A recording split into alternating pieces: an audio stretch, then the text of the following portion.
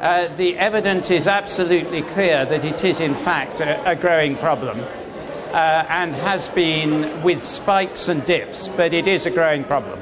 Why? Is it qualitatively different from Islamophobia or any other sort of race-based hatred, or is it simply more embedded in our culture?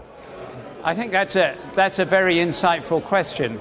It certainly goes back several hundred years, in fact probably more than a millennium, in which there has been this embedded sense of anti-Semitism.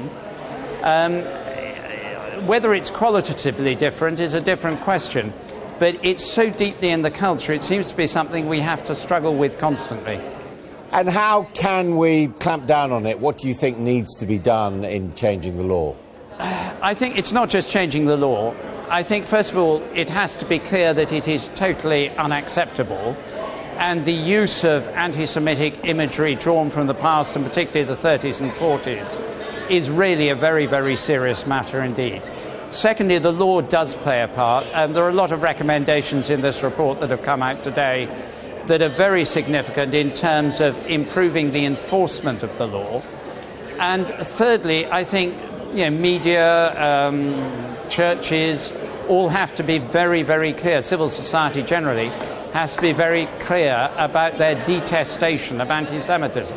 The Community Support Trust, which, as you know, is responsible for security, said in its annual report of the Jewish community that the single biggest contributing factor to the record number of anti-Semitic incidents recorded in 2014 was anti-Semitic reactions to the UK to the conflict in Israel and Gaza. Do you see any relevance of the Middle East political situation to all of this?